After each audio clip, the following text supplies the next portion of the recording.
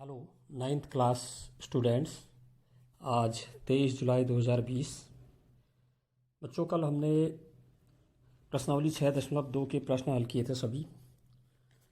और आप लोगों से मैं बार बार ये कह रहा हूँ कि आप लोग बिल्कुल भी ग्रुप में सक्रिय नहीं रह रहे हैं। केवल आप ग्रुप में जुड़े हुए हैं, ऐड हैं, आप लोग कुछ काम कर रहे हैं नहीं कर रहे हैं, ये मुझे बिल्कुल भी जानकारी नहीं हो पा रही है। मैं बार बार आपको मैसेज भी कर रहा हूँ और बता भी रहा हूँ बार बार कि आपके जो है 3-4 महीने पढ़ाई के डिस्टर्ब हो चुके हैं कोरोना महामारी की वजह से। पता नहीं अभी इसमें कितना समय और लगता है। तो इसी तरह से पढ़ाई होनी है और आप लोगों के पास मैं वीडियो अपलोड करके भेज रहा हूँ, स्टेप वाइज सवाल हल करा करके। मैं 2 घंटे इसमें लगा रहा हूँ पर डे, ताकि आपको सरलता से वो समझ में आ जाए घर में। और उसके अलावा जो बच्चे नहीं जुड़े फिर भी मैं उनके पर्सनल व्हाट्सएप नंबर पर इनकी फ़ोटोज़ भेज रहा हूँ कि आप इनको देखिए। उसके बाद भी बच्चों, आप लोग ग्रुप में ना कोई प्रश्न शेयर कर रहे हैं, ना होमवर्क को आप शेयर कर रहे हैं, तो ये बिल्कुल गलत बात है।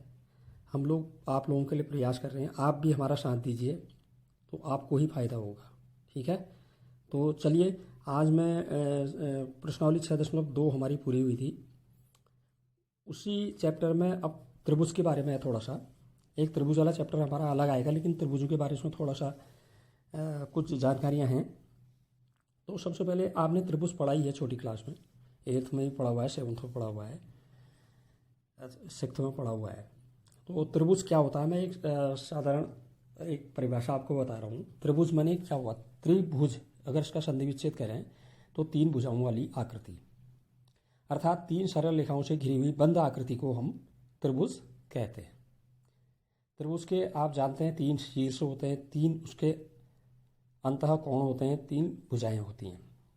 अब त्रिभुजों के अगर प्रकार की बात आती है तो आपने 8th में ये भी पढ़ा हुआ है कि भुजाओं के आधार पर भी त्रिभुज 3 प्रकार के होते हैं, कोणों के आधार पर भी त्रिभुज 3 प्रकार के होते हैं। भुजाओं के आधार पर कौन कौन से 3 प्रकार होते हैं त्रिभुजों के? नंबर 1 समबाहु त्रिभुज, इक्विलेटरल ट्राइंगल होता है एक, जिसकी ऐसा त्रिभुज जिसकी तीनों भुजाओं की माप बराबर होती है। समबाहु त्रिभुज की तीनों भुजाओं की माप भी बराबर होगी और तीनों कोण भी उसके बराबर होंगे, प्रत्येक कोण 60 अंश का होगा। यह आपने पहले भी पढ़ा हुआ है।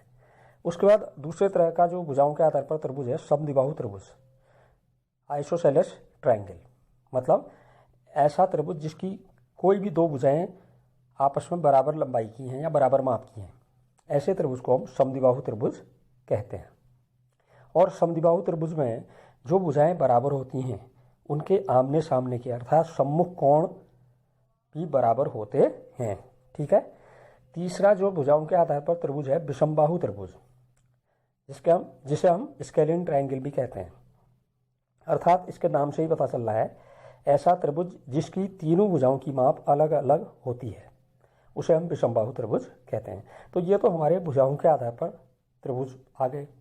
अब कोणों के आधार पर भी 3 प्रकार के त्रिभुज होते हैं, जो आपने पढ़ा है, समकोण, न्यून कोण, अधिक कोण। उसी के नाम से एक समकोण त्रिभुज हो गया, right angle triangle, right triangle भी कहते हैं इसको शॉर्ट में। दूसरा, अच्छा, समकोण त्रिभुज या राइट ट्राइंगल क्या हुआ, राइट एंगल ट्राइंगल क्या हुआ, जिस त्रिभुज का एक कोण, कोई सा भी एक कोण ठीक 90 अंश होता है या समकोण होता है, उसे हम समकोण त्रिभुज कहते हैं। समकोण त्रिभुज में जो 90 अंश का कोण जहाँ पर बन रहा है उसके सामने अपोजिट जो भुजा होती है वो सबसे बड़ी भुजा होती है उस समकोण त्रिभुज की, जिसे हम कर्ण कहते हैं। ठीक है। और एक भुजा आधार और एक लंब भुजा कहलाती है। दूसरा कोणों के आधार पर त्रिभुज है न्यून कोण त्रिभुज, एक्यूट एंगल ट्राइंगल या एक्यूट ट्राइंगल भी कह देते हैं इसको शॉर्ट में। मतलब ऐसा त्रिभुज जिसके तीनों कोण, पहला कोण भी, दूसरा कोण भी, तीसरा भी, तीनों अंतः कोण जो है 90 अंश से कम होंगे, प्रत्येक कोण 90 अंश से कम होगा, तो ऐसे त्रिभुज को हम न्यून कोण त्रिभुज कहते हैं। अब उसके बाद बात आती है अधिक कोण त्रिभुज, ऑब्ट्यूस एंगल ट्राइंगल या ऑब्ट्यूस ट्राइंगल, माने ऐसा त्रिभुज जिसका कोई एक कोण, तीनों कोणों में से कोई सा एक कोण 90 अंश से अधिक हो जाता है या अधिक कोण होता है, कोई सा एक कोण, तब उसे हम अधिक कोण त्रिभुज कहते हैं। तो ये तो भुजाओं और कोणों के आधार पर त्रिभुजों के प्रकार हो गए, ये आपने पहले पढ़े हुए हैं। इसके अलावा आप ये भी जानते हैं कि त्रिभुज के तीनों अंतः कोणों का योगफल दो समकोण या 180 अंश होता है। अब बच्चों यहाँ पर ये प्रमेय के रूप में है, मैं इस प्रमेय को बता रहा हूँ आपको, ये प्रमेय ले रहा हूँ मैं कि हमें सिद्ध करना है यहाँ पर कैसे होता है 180 अंश त्रिभुज के तीनों अंतः कोणों का योगफल। अर्थात त्रिभुज के तीनों अंतः कोणों का योगफल दो समकोण या 180 अंश। दो समकोण क्यों कहा गया? एक समकोण में 90 अंश होता है, तो दो समकोण में 2 गुणा 90 अर्थात 180 अंश। मतलब कोई भी त्रिभुज हो, उस त्रिभुज के तीनों कोणों का अंतः कोणों का योगफल हमेशा 180 अंश ही होगा। ये हमें सिद्ध करना है यहाँ पर। तो बच्चों यहाँ पर एक चित्र बनाया है मैंने, एक त्रिभुज ABC लिया हुआ है और इस त्रिभुज ABC के जो शीर्ष A से एक EF रेखा खींची है मैंने, जो A के सम्मुख भुजा BC के समांतर खींच रखी है। ठीक है, तो हमें दिया क्या है यहाँ पर? एक त्रिभुज ABC जिसके अंतः कोण क्या क्या है? कोण A है, कोण B है, कोण C है। अब मैं कोण B कह रहा हूँ, जैसे संक्षिप्त नाम हो गया इसका। अगर पूरा नाम बताओ कहेंगे तो B मैंने आपको बताया जिस कोण की हम बात करते हैं वो बीच में लिखा जाता है। A से शुरू हुआ, ये C पर खत्म हुआ, B पर बन रहा है कोण ABC, बीच में B आना चाहिए। या इसको हम C से भी कह सकते हैं, बीच में B ले आओ, कोण CBA, एक ही बात है। B कोण को हम कोण ABC भी कह सकते हैं, कोण CBA भी कह सकते हैं। ऐसी कोण C की बात करें, कोण C को दो नाम क्या कहेंगे हम? A से स्टार्ट कर रहे हैं तो C बीच में आएगा, कोण C की बात कर रहे हैं तो कोण ACB या कोण BCA। ऐसी A कोण की बात करें तो कोण BAC या कोण CAB, आपने ये पढ़ रखा पहले। तो हमें यहाँ पर एक त्रिभुज दिया है, त्रिभुज ABC, जिसके अंतः कोण दे रखे हैं A, कोण A, कोण B और कोण C। हमें क्या सिद्ध करना है यहाँ पर कि त्रिभुज के तीनों अंतः कोणों का योगफल 180 अंश होगा। अर्थात कोण A धन कोण B धन कोण C बराबर होगा 180 अंश। यह हमें लाना है। अब मैंने एक रचना आपको बताई दी है कि इसको हल सिद्ध करने के लिए हमें पहले क्या करेंगे, हम त्रिभुज ABC के शीर्ष A से एक A के सम्मुख जो BC भुजा उसके समांतर, BC के समांतर एक EF रेखा खींच दी हमने। अर्थात BC और EF समांतर हैं। ठीक, अब इसको हल कैसे करेंगे बता रहा हूँ मैं। देखिए, त्रिभुज ABC के शीर्ष A से हमने BC के समांतर रेखा EF खींच दी है, अर्थात BC समांतर EF हो गया। अब यहाँ पर देखिए, BC और EF को तिर्यक रेखा AB काट रही है। अभी AC भी काट रही है, AC की बात मत कीजिए, अब केवल AB को देखिए। ठीक है, BC और EF समांतर है, उन्हें एक तिर्यक रेखा AB काट रही है। तो जब दो समांतर रेखाओं को तिर्यक रेखा काटती है तो एकांतर कोण हमेशा बराबर होते हैं। तो एकांतर Z में बना कोण एक A पर बाईं तरफ बन रहा है और B पर दाईं तरफ बन रहा है। BC भुजा पर B पर दाईं तरफ और EF भुजा पर A पर बाईं तरफ। कौन कौन से कोण हैं वो? कोण ABC, उसका एकांतर है कोण EAB। तो ये कोण बराबर होंगे क्योंकि ये एकांतर कोण है। क्यों है बराबर? क्योंकि ये दो रेखाएं BC और EF हमने समांतर ले रखी हैं और AB तिर्यक रेखा उन्हें काट रही है। तो इसलिए कोण ABC बराबर कोण आ गया EAB। इसको हम समीकरण नंबर 1 डाल दे रहे हैं बच्चों। ठीक, यहाँ पर मैंने आपको बताया BC और EF समांतर हैं, ठीक ही है। पहले जैसे AB रेखा तिर्यक रेखा इन्हें काट रही थी, तो एक तिर्यक रेखा इन्हें और काट रही है, उसका नाम है AC। अब AB को मत देखिए, AC को ही देखिए। एक तो BC और EF ये समांतर रेखाएं देखिए, और इन्हें तिरछी रेखा AC काट रही है, ये देखिए। तो AC तिर्यक रेखा इन्हें काटती है, तो यहाँ भी एकांतर कोण बराबर होंगे। अब उल्टा Z बन रहा है, देखिए, एक C बिंदु पर बन रहा है दाईं ओर कोण, और एक नीचे एक C बिंदु पर कोण बन रहा है बाईं ओर, और एक A बिंदु पर ऊपर दाईं ओर कोण बन रहा है FAC। कोण ACB और कोण FAC ये एकांतर कोण है, तो ये भी आपस में बराबर होंगे। इसलिए कोण ACB बराबर कोण FAC। इसको हमने समीकरण नंबर 2 डाल दिया। अब समीकरण 1 और 2 को जोड़ देते हैं। जोड़ने पर समीकरणों को जब जोड़ते हैं तो बाएं पक्ष वाले बाएं में जुड़ते हैं और बराबर के बाद दाएं पक्ष वाले दाएं पक्ष में जुड़ते हैं, बीच में बराबर लगा दिया जाता है। ठीक है, तो समीकरण 1 में बाईं तरफ क्या था? कोण ABC। और समीकरण 2 में बाईं तरफ क्या है? बाईं हाथ की ओर कोण ACB। तो कोण ABC धन कोण ACB ये बाईं तरफ आ गया, बीच में बराबर आ गया। अब समीकरण 1 में दाईं ओर क्या है? कोण EAB। और समीकरण 2 में दाईं ओर क्या है? कोण FAC। तो दाईं तरफ आ गया बराबर के बाद कोण EAB धन कोण FAC। ये समीकरण नंबर हमने 3 लिख दी। अच्छा, अब कोई समीकरण जैसे आपने यूक्लिड की आपने अभिग्रहित पढ़ी थी, है ना। अगर दो चीज़ें बराबर होती हैं, उनमें बराबर भाग जोड़े जाएं दोनों ओर, तो योगफल भी बराबर आता है। तो यहाँ पर देखिए कोण ए बी सी धन कोण ए सी बी बराबर आ रहा है कोण ई ए बी धन कोण एफ ए सी। अब हम इस समीकरण के तीसरी समीकरण के बाएं पक्ष में भी बराबर के बाईं तरफ और बराबर के दाईं तरफ दाएं पक्ष में भी कोण बी ए सी को जोड़ दे रहे हैं। कोण बी ए सी बाईं तरफ भी, कोण बी ए सी दाईं तरफ भी।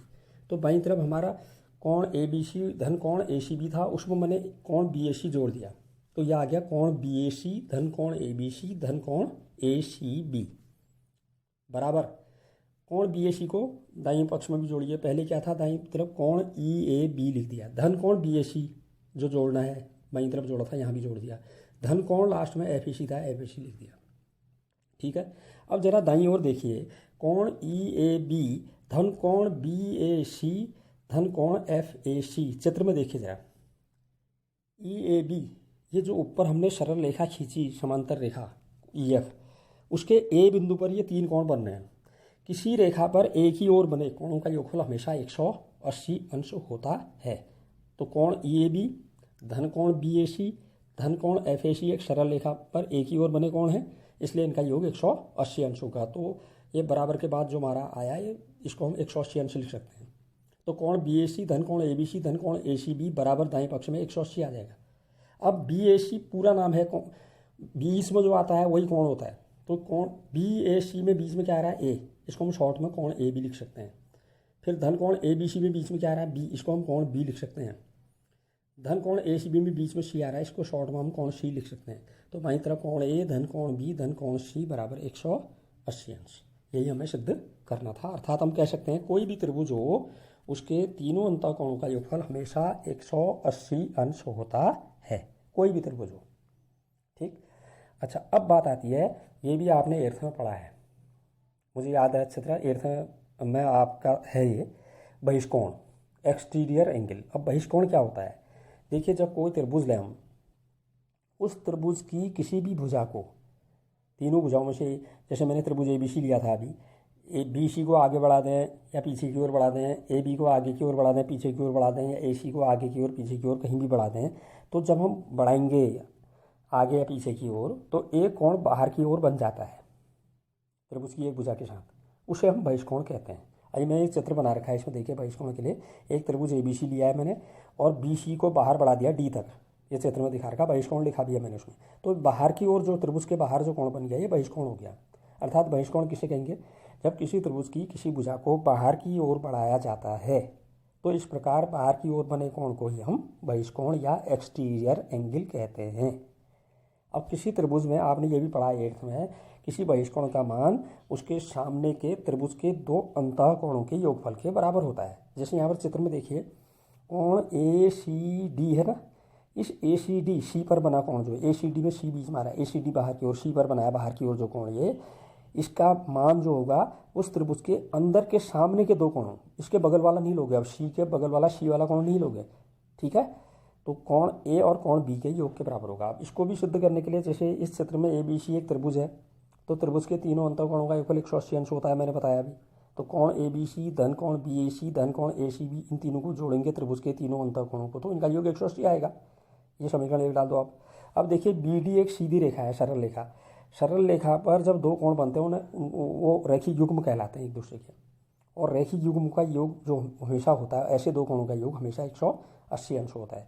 तो यहाँ पर जो सी बिंदु पर दो कोण बनने हैं, कोण ए सी बी और कोण ए सी डी, ये रेखीय युग्म के कोण हैं, तो इन दोनों का योग कितना होगा, 180 अंश। तो कोण ए सी बी धन कोण ए सी डी बराबर होगा 180 अंश। इसको समीकरण 2 डाल दिया मैंने। ठीक है, अब समीकरण 1 और 2 को देखिए, इनके दाएं पक्ष बराबर हैं, बराबर के बाद 180 पहली समीकरण में भी आ रहा है, और बराबर के बाद 180 अंश दूसरी समीकरण में भी आ रहा है। तो इनके दाएं पक्ष बराबर हैं। जब दो समीकरणों के कोई पक्ष आपस में बराबर होते हैं, तो दूसरे पक्ष भी हमेशा आपस में बराबर हो जाते हैं। तो इसका मतलब इनके दाएं पक्ष आपस में बराबर है, तो बाएं पक्ष भी बराबर होंगे। तो समीकरण 2 का बायां पक्ष कोण ए सी बी धन कोण ए सी डी, ये किसके बराबर होगा, समीकरण 1 के बाएं पक्ष के। तो कोण ए सी बी धन कोण ए सी डी बराबर होगा कोण ए बी सी धन कोण बी ए सी धन कोण ए सी बी होगा। अब ए सी बी दोनों ओर आ रहा है, देखिए जरा, दाईं तरफ भी बाईं तरफ भी। अब मैंने डायरेक्ट काट दिया, लेकिन आप ऐसा करना, एक ए सी बी को कोई सा भी ए सी बी बाएँ से दाएँ में या दाएँ से बाएँ में एक को ले आना, किसी को भी, या दाएँ वाले को बाएँ में ले आना या बाएँ वाले को दाएँ में, तो ए सी बी से ए सी बी कट जाएगा। तो बाईं तरफ आपका केवल बचेगा कोण ए सी डी। ये क्या चीज़ है चित्र में देखिए, कोण ए सी डी बहिष्कोण है, तो इसका मान किसके बराबर आ गया, कोण ए बी सी सामने के कोण बी के बराबर, बी धन कोण बी ए सी सामने के कोण सी के सामने कोण ए के योग के बराबर। तो हमेशा बहिष्कोण का मान त्रिभुज के सामने के दो अंतःकोणों के योग के बराबर होता है। अब इन दो प्रमेय की सहायता से हम जो प्रश्नावली आएगी उसके प्रश्नों को हल करेंगे। तो ये देखिए, अब प्रश्नावली 6.3 का पहला प्रश्न बता रहा हूँ मैं, ध्यान से देखिए स्टेप वाइज। जो मैंने अभी दो प्रमेय आपको पढ़ाई कि किसी त्रिभुज के तीनों अंतःकोणों का योगफल हमेशा 180 अंश होता है, और किसी त्रिभुज में जब कोई भुजा बाहर की ओर बढ़ाई जाती है उस बहिष्कोण का मान सामने के दो अंतःकोणों के योग के बराबर होता है। इसको याद रखिए आप, इन्हीं से हम इन सवालों को हल करेंगे। ये पहला प्रश्न है, देखो चित्र भी दिया हुआ है इसमें। दी गई आकृति में त्रिभुज पी क्यू आर की भुजाओं क्यू पी और आर क्यू को क्रमशः बिंदुओं एस और टी तक बढ़ाया गया है। यदि कोण एस पी आर बराबर 135 अंश है और कोण पी क्यू टी बराबर 110 अंश है, तो कोण पी आर क्यू ज्ञात कीजिए। हमने कोण पी आर क्यू माने आर पर बना हुआ कोण, इसका मान निकालना है। ठीक, चित्र दे रखा है, चित्र में भी कोण दिखा रखे हैं, पी क्यू टी 110 अंश और एस पी आर 135 अंश। ठीक, अच्छा अब एक चीज़ बताइए, मैंने भी आपको अभी बहिष्कोण बताया था, जब हम किसी त्रिभुज की किसी भुजा को बाहर की ओर बढ़ाते हैं तो इस प्रकार एक बहिष्कोण बनता है। उस बहिष्कोण का मान त्रिभुज के सामने के दो अंतःकोणों के योग के बराबर होता है। तो यहाँ पर जरा त्रिभुज पी क्यू आर में अभी आप केवल ये देखिए कि ये जो क्यू पी भुजा को आगे बढ़ा दिया ऊपर की ओर, क्यू पी से आगे को बढ़ा रखा है, एस तक बढ़ा रखा है ना, तो ये बहिष्कोण बाहर को बन गया पी पर, वो 135 दिया भी है हमें। ठीक है, तो कोण का नाम क्या है उस बहिष्कोण का, एस पी आर। तो त्रिभुज पी क्यू आर की भुजा क्यू पी को, अब क्यू पी क्यों लिखा है, क्यू से पी की ओर बढ़ रहे हैं, अगर पी क्यू लिखा होता पी से क्यू की ओर बढ़ते। ठीक है, क्यू पी को एस तक बढ़ाया गया है। इस प्रकार हमें कोण बहिष्कोण एस पी आर प्राप्त होता है। तो इस बहिष्कोण एस पी आर का मान किसके बराबर होगा, पी को छोड़ के त्रिभुज के अंदर के दो कोण, एक क्यू पर बना कोण एक आर पर बना कोण। अब क्यू पर बना कोण का पूरा नाम लिख दीजिए, पी से शुरू हुआ क्यू पर बना है आर तक गया, आर की ओर गया। ठीक है, तो कोण बहिष्कोण एस पी आर बराबर कोण पी क्यू आर धन कोण आर पर बना कोण, पी से स्टार्ट कर दीजिए सो भी पी आर क्यू। तो कोण एस पी आर बराबर आ गया कोण पी क्यू आर धन कोण पी आर क्यू, समीकरण नंबर 1, क्योंकि बहिष्कोण का मान सामने के दो अंतःकोणों के योग के बराबर होता है। अच्छा, अब इसी त्रिभुज पी क्यू आर में आर क्यू भुजा को आज बाईं ओर देखिए टी तक बढ़ा रखा है, तो यहाँ भी एक बहिष्कोण बन गया, 110 अंश दिखा भी रखा है क्यू पर। ठीक है ना, तो यहाँ पर क्या हो रहा है, इसमें त्रिभुज पी क्यू आर की भुजा आर क्यू को बिंदु टी तक बढ़ाने पर बहिष्कोण कौन सा प्राप्त हो रहा है, पी क्यू टी, क्यू पर बन रहा है, पी से शुरू हुआ टी पर खत्म हुआ, कोण पी क्यू टी प्राप्त हो रहा है। तो इस बहिष्कोण का मान कितना होगा, त्रिभुज के सामने के दो अंतःकोण, अब क्यू बगल वाला छोड़ दो, क्यू पी और आर के, पी का पूरा नाम क्यू पी आर का पूरा नाम पी आर क्यू, इनके योग के बराबर होगा। तो इसलिए बहिष्कोण पी क्यू टी बराबर होगा कोण क्यू पी आर धन कोण पी आर क्यू। इसको आप समीकरण 2 डाल दीजिए, जैसे पहले ऊपर बहिष्कोण एस पी आर बराबर कोण पी क्यू आर धन कोण पी आर क्यू निकाला था, उसको समीकरण 1 डाल दिया, इसको डाल दिया समीकरण 2। अब जरा समीकरण 1 और 2 को जोड़िए। मैंने बताया जब दो समीकरणों को जोड़ते हैं, बाएं पक्ष वालों को बाईं तरफ जोड़िए, दाएं पक्ष वालों को दाईं तरफ। बहिष्कोण लिखने की जरूरत नहीं यहाँ पर। अब कोण एस पी आर बाईं तरफ था पहली समीकरण के, और धन दूसरी समीकरण के बाईं तरफ है कोण पी क्यू टी। तो कोण एस पी आर धन कोण पी क्यू टी बराबर, अब समीकरण 1 का दाएं पक्ष लिख लीजिए पहले, कोण पी क्यू आर धन कोण पी आर क्यू। ठीक, फिर धन कोण मैंने सीधे जोड़ के लिख दिया है, धन कोण दूसरी समीकरण का दाएं पक्ष लीजिए, कोण क्यू पी आर धन कोण पी आर क्यू। ठीक, तो ये कितना आ जाएगा, कोण एस पी आर धन कोण पी क्यू टी बराबर कोण पी क्यू आर धन कोण क्यू पी आर और धन कोण पी आर क्यू, दोनों में था ऊपर भी नीचे भी जुड़ के दो कोण पी आर क्यू बन गए। ठीक है, लेकिन प्रश्न में कोण एस पी आर दिया है हमें 135 अंश और कोण पी क्यू टी दिया है 110 अंश। तो बाईं तरफ कोण एस पी आई की जगह 135 अंश लिख दिया, धन कोण पी क्यू टी की जगह 110 अंश लिख दिया। बाकी हमने दाईं तरफ वही लिख दिया, कोण पी क्यू आर धन कोण क्यू पी आर धन दो कोण पी आर क्यू। ठीक, तो अब हम क्या काम कर रहे हैं, बाएं पक्ष को दाएं पक्ष में, दाएं पक्ष को बाएं पक्ष में लिख दे रहे हैं। ठीक, कोण बाएं पक्ष वाले को दाएं पक्ष वाले को बाएं तरफ लिख दीजिए, कोण पी क्यू आर धन कोण क्यू पी आर धन दो कोण पी आर क्यू बराबर 135 और 110 जोड़ के कितना आ गया 245। इसको समीकरण 3 लिख दीजिए। अच्छा, अभी एक चीज़ आपने पढ़ी पहली प्रमेय कि किसी भी त्रिभुज के तीनों अंतःकोणों का योगफल 180 अंश होता है। अतः कोण पी क्यू आर धन कोण क्यू पी आर धन कोण पी आर क्यू त्रिभुज के तीनों कोणों का योगफल, पूरा नाम लिख दिया मैंने। ठीक है, इनका योगफल 180 अंश। इसको समीकरण 4 डाल दीजिए।